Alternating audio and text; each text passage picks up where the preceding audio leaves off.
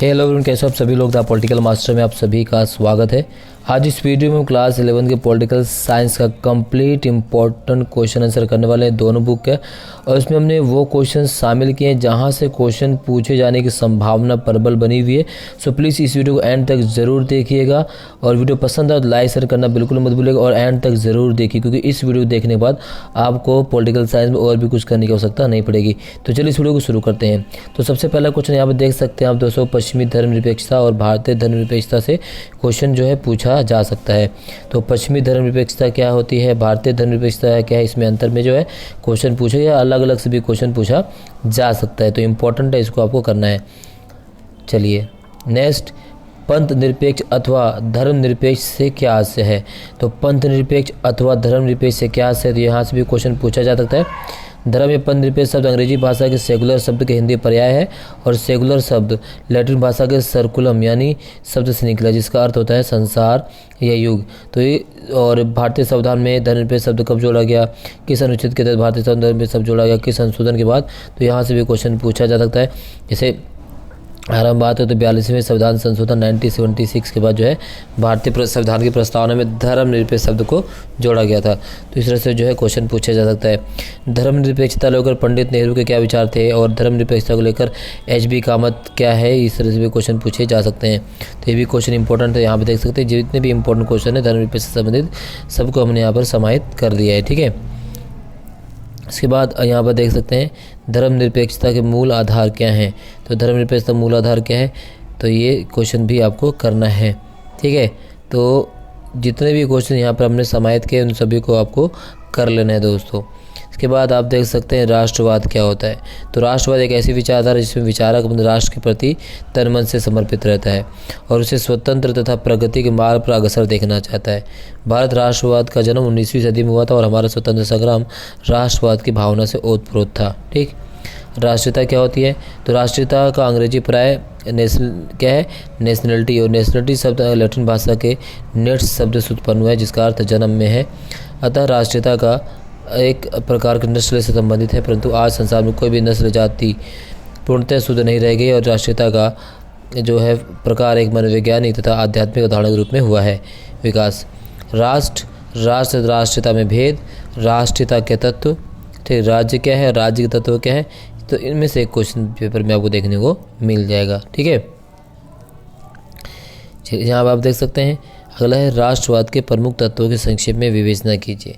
तो राष्ट्रवाद के प्रमुख तत्व कौन कौन से हैं अथवा राष्ट्रवाद के किन्हीं 4 तत्वों का वर्णन कीजिए। तो राष्ट्रवाद के प्रमुख तत्व कौन से, क्षेत्रीय अखंडता, संप्रभुता, राज्यों की वैधानिक समानता। तो यहाँ से जो है आपको कर लेना है। ठीक है, तो संप्रभुता, क्षेत्रीय अखंडता, राज्यों की वैधानिक समानता और जनता, ये सब राष्ट्र के, ठीक है, राष्ट्रवाद के प्रमुख तत्व हैं। राष्ट्र राज्य और भूमंडलीकरण से भी क्वेश्चन पूछा जा सकता है कि राष्ट्र राज्य क्या है। और अगला जो इसी में जो पूछा गया दोस्तों वो है आपका भूमंडलीकरण यानी ग्लोबलाइजेशन। तो ये भी आपको करना है, इस चैप्टर से पूछा जा सकता है इस क्वेश्चन को भी। ठीक है, इसके बाद देखेंगे नागरिक से आप क्या समझते हैं। नागरिक वह व्यक्ति होता है जो किसी राज्य का सदस्य होता है और राजनीतिक अधिकारों का उपयोग करता है, राज्य के प्रति निष्ठावान होता है और उसके शासन में भाग लेता है। नागरिकता क्या होती है, विदेशी और बाहरी व्यक्ति क्या होते हैं, नागरिकता के प्रकार, प्राकृतिक नागरिक, देशी नागरिक, यहाँ से क्वेश्चन जो है आपसे पूछा जा सकता है। ठीक है, दोहरी नागरिकता क्या है, एकल नागरिकता क्या है। ठीक, इसके बाद अधिकार से आप क्या समझते हैं, अधिकारों के आवश्यक तत्व क्या है। ठीक है, और एक लोकतांत्रिक देश में दिए जाने वाले कोई 2 राजनीतिक अधिकार लिखें। और राजनीतिक अधिकारों के अलावा लोकतंत्र में लोग किन किन अधिकारों की नई मांग कर रहे हैं। तो इस तरह से क्वेश्चन जो है आपसे पेपर में पूछा जा सकता है। प्राकृतिक अधिकार का क्या अर्थ है, तो प्राकृतिक अधिकार से क्वेश्चन जो है पूछा जा सकता है। व्हाट इज मेन बाय जो है नेचुरल राइट्स। ठीक है, तो ये क्वेश्चन भी इम्पोर्टेंट है। अगला अधिकार और दावे में क्या अंतर है अथवा अधिकार और दावे में अंतर लगभग 40 शब्दों में बताइए। तो अधिकार और दावे में अंतर जो है क्वेश्चन पूछा जा सकता है पेपर में, तो इसको आपको कर लेना है। ठीक है, ठीक, अधिकार व्यक्ति के लिए क्यों आवश्यक है, ये भी इम्पोर्टेंट है क्वेश्चन करना आपको। इसके बाद किन्हीं 2 राजनीतिक अधिकारों को वर्णन कीजिए। तो मतदान का अधिकार, चुनाव लड़ने का अधिकार। ठीक है, इसके बाद देखेंगे मौलिक कर्तव्य क्या होते हैं? भारतीय नागरिकों के कोई दो मौलिक कर्तव्य लिखिए अथवा निम्नलिखित दोनों अर्थात का प्रश्नों का उत्तर दीजिए। कर्तव्य से आप क्या समझते हैं और भारतीय संविधान में दिए गए किन्हीं दो मौलिक कर्तव्य उत्तर दीजिए। तो इस तरह से मौलिक कर्तव्य से क्वेश्चन जो है पूछे जा सकते हैं। ठीक है,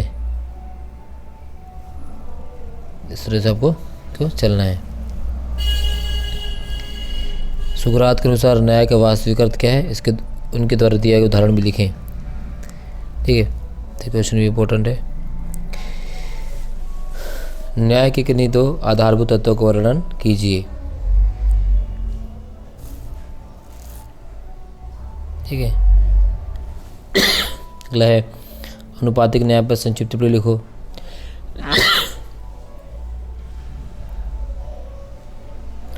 संरक्षणकारी विभेद क्या है?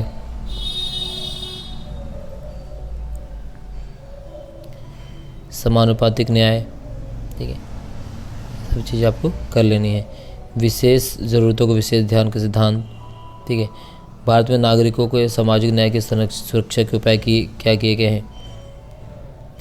न्याय का उदारवादी दृष्टिकोण मार्क्सवादी दृष्टिकोण से क्वेश्चन जो है पूछा जा सकता है। प्लेटो के न्याय सिद्धांत पर एक निबंध लिखिए। तो प्लेटो का न्याय सिद्धांत भी इम्पोर्टेंट है। प्रकार से हानि के सिद्धांत भी क्वेश्चन पूछा जा सकता है। कानून के समक्ष समानता के सिद्धांत को स्पष्ट कीजिए अथवा कानून के समक्ष समानता से आप क्या समझते हैं? ठीक, समानता के कोई चार रूप बताइए। प्राकृतिक समानता, नागरिक समानता, सामाजिक समानता, राजनीतिक समानता। समानता के राजनीतिक पक्ष से विवेचन कीजिए। तो समानता राजनीतिक पक्ष। फ्रांसीसी की सर्वाधिक महत्वपूर्ण राजनीतिक क्रांति कब हुई थी? इसका क्या नारा था? तो इम्पोर्टेंट है, यहाँ से क्वेश्चन पूछा जा सकता है। कार्ल मार्क्स ने समाज में समानता लाने के लिए क्या क्या तर्क दिए थे? संक्षेप में लिखिए।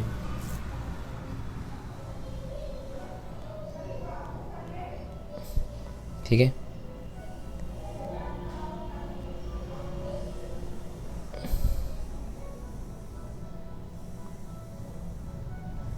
इस तरह से यहाँ से लोग मुक्त मिलान करने, लोग मुक्ति फ्रीडम, शहर में घेरबंदी देश के अंतर्गत मुक्त प्रयोग आदि, आन सांग सू की महात्मा गांधी, पुराने देश बर्मा का नाम मंडेला। तो यहाँ से आप देख सकते हैं, यहाँ से जो है क्वेश्चन पूछा जा सकता है। ठीक है, मंडेला 28 वर्ष तक जेल में रहे, ये सारी चीज़ें पूछी जा सकती हैं। अगला स्वतंत्रता से क्या आशय है? क्या व्यक्ति के लिए स्वतंत्रता और राष्ट्र के लिए स्वतंत्रता में कोई संबंध है? ठीक है, इम्पोर्टेंट है ये। व्यक्ति और राष्ट्र के लिए स्वतंत्रता में संबंध स्थापित कीजिए। ठीक है, ये सारे क्वेश्चन आपको करने हैं। आर्थिक स्वतंत्रता और राजनीतिक स्वतंत्रता के परस्पर संबंधों की व्याख्या कीजिए। इम्पोर्टेंट है।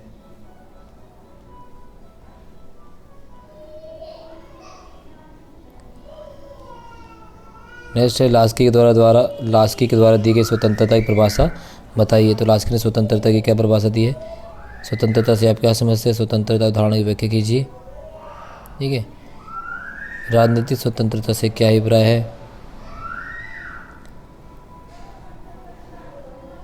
अगला है राजनीतिक विज्ञान के अध्ययन के दो महत्व बताइए।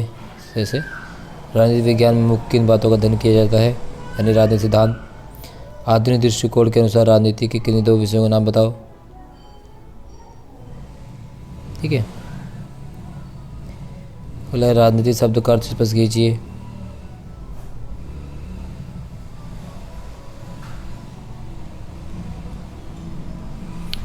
नेक्स्ट राजनीतिक सिद्धांत का आश्रय स्पष्ट कीजिए अथवा राजनीतिक सिद्धांत का विषय क्षेत्र बताइए।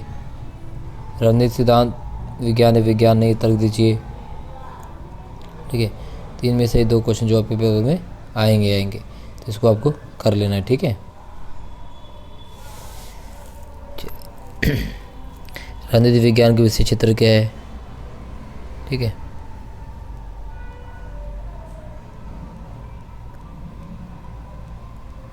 इसके बाद सार्वभौमिक व मताधिकार भारतीय संविधान की महत्वपूर्ण विशेषता है और भारतीय राष्ट्रवाद की धारणा में हमेशा एक ऐसी राज्य व्यवस्था की बात मौजूद रही जो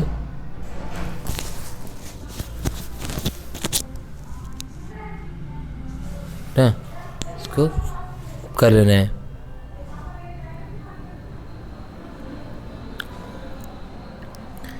संविधान सभा का निर्माण सार्वभौमिक मताधिकार द्वारा नहीं हुआ था और संविधान सभा के सदस्य परोक्ष निर्वाचन द्वारा चुने गए थे। इस संविधान सभा में कुल 389 सदस्य थे, जिन्हें 292 ब्रिटिश प्रांतों से तथा 93 विदेशी रियासतों से और 4 चीफ कमिश्नर के प्रांतों से थे। तो ये जो पोर्शन है दोस्तों, यहाँ से 2 से 3 नंबर क्वेश्चन जरूर आपके पेपर में पूछा जाएगा। याद रखिएगा 3 से 4 नंबर जरूर पूछेगा यहाँ से, तो इसको कंप्लीट कर लेना आपको सारा, ठीक है। ये सारा ठीक है, ये भी देख सकते हैं, ये सारी चीज़ें यहाँ पर देखें, ये भी इम्पोर्टेंट है। 2 से 3 नंबर यहाँ से भी पूछे जा सकते हैं, इसको भी आपको पढ़ना पूरा, ठीक है। किस देश का संविधान विश्व में सबसे पुराना संविधान है? इसका प्रारूप कब और कहाँ तैयार हुआ? तो यहाँ दे सकते हैं, संयुक्त राज्य अमेरिका का संविधान विश्व का सबसे पुराना लिखित संविधान है। इसका प्रारूप वर्ष 1787 की ग्रीष्म ऋतु में आयोजित फिलाडेल्फिया सम्मेलन में तैयार किया गया था। यह संविधान 4 मार्च 1789 को लागू हुआ। अनुच्छेद 370 और 371 क्या है? यहाँ से भी क्वेश्चन पूछे जा सकते हैं, ठीक है।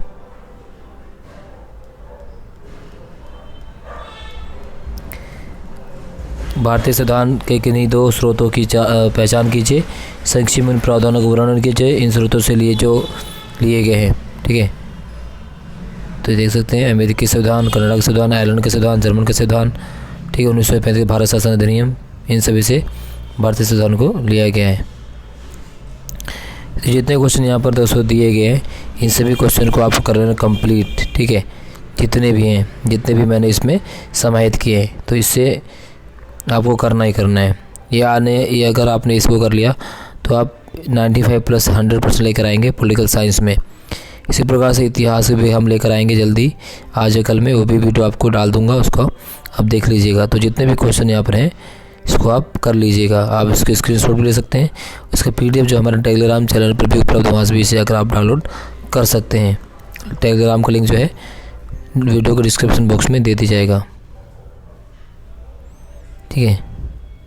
तो जितने भी क्वेश्चन है इसको आपको करना है, ठीक है ना। आराम से जितने भी क्वेश्चन करवाएं दोस्तों मैंने, इसमें जितने भी क्वेश्चन शामिल किए, इन सभी को आपको कर लेना है। कोई से भी क्वेश्चन छोड़ना नहीं है, ठीक है। संघ सूची में कौन कौन से विषय शामिल हैं? राज्य सूची में कौन से हैं? समवर्ती सूची में कौन से हैं? संघ सूची, समवर्ती सूची क्या होती है? संघवाद क्या होता है?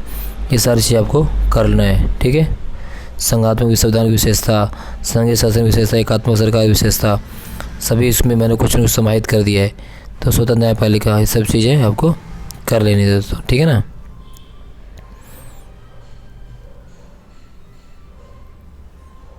ठीक है, जितने क्वेश्चन यहाँ पर समाहित है, इन सभी को आपको कर लेना है।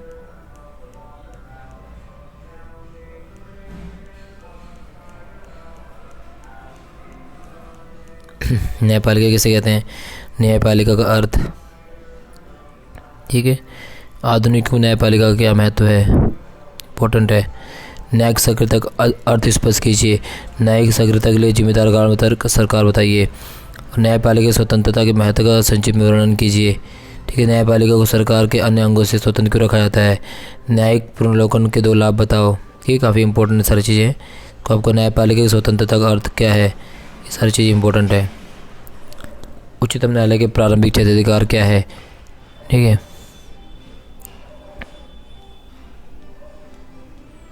जनहित संबंधित न्याय व्यवस्था पर संक्षिप्त टिप्पणी लिखिए। न्यायपालिका तथा कार्यपालिका के मध्य मतभेद अथवा संघर्ष पर लगभग 40 शब्दों में संक्षिप्त टिप्पणी लिखिए। इम्पोर्टेंट है काफ़ी। संरचनात्मक क्षेत्राधिकार प्रारंभिक, अपीलीय, परामर्शदायी क्षेत्राधिकार, ये काफ़ी इंपॉर्टेंट है, ठीक है। भारतीय संसद की शक्तियों कार्य भी आपको करना है, काफ़ी इंपॉर्टेंट है। 6 नंबर क्वेश्चन यहाँ से डायरेक्ट पूछा जाएगा,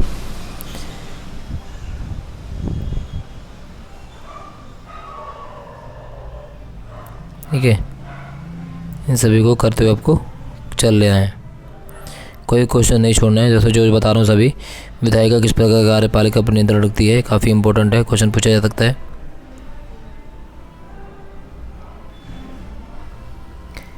ठीक है। यहाँ देख सकते हैं, संविधान शब्द से आप क्या समझते हैं? भारतीय संविधान निर्माण कब हुआ? संविधान का क्या अर्थ है? जितने क्वेश्चन यहाँ पर दिए गए इनको आपको प्रैक्टिस कर लेना है, ठीक। इन सभी क्वेश्चन को आपको प्रैक्टिस करना है, ठीक है। इस प्रकार से ये भी निर्वाचन आयोग गठन का तरीका समझाइए। सर्वोच्च व्यवस्था मताधिकार से क्या अभिप्राय है, मध्यवर्ती चुनाव क्या होता है, निर्वाचन व्यवस्था से आप क्या अभिप्राय है, ठीक है। सारे क्वेश्चन आपको कर लेने हैं, ठीक है।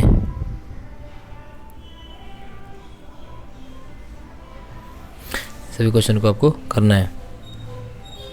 समानुपातिक प्रतिनिधित्व से आप क्या समझते हैं, चुनाव घोषणा पत्र से क्या अभिप्राय है, लोकतंत्र के 2 प्रकार के नाम लिखिए, फर्स्ट पाद पोस्ट पॉलिटिक्स सिस्टम अर्थ लिखिए, तथाड़ बहुमत पद्धति के 2 दोष लिखिए, ठीक है। ये भी क्वेश्चन यहाँ पे देख सकते हैं आप।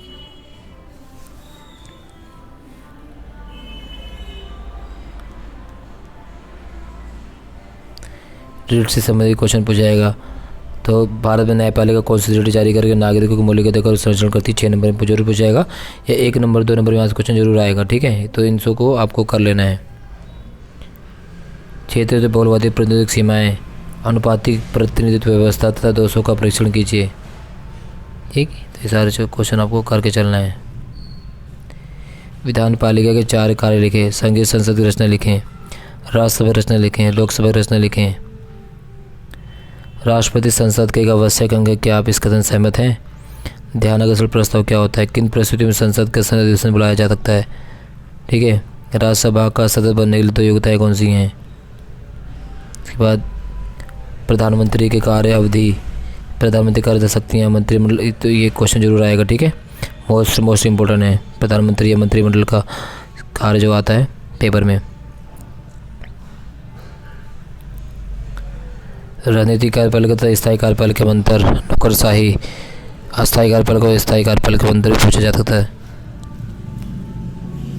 ठीक है। ये सारा आपको करना है। मंत्रिपरिषद निर्माण और कार्य, ठीक है। मंत्रिपरिषद पर संक्षिप्त नोट लिखें, ठीक है ना। तो सारा क्वेश्चन आपको कर लेना है।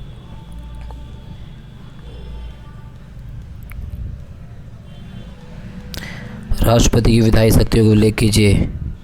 प्रधानमंत्री कैसे नियुक्त होता है, प्रधानमंत्री मंत्रिमंडल रूपी मेराव की आधारशिला है, व्याख्या करें।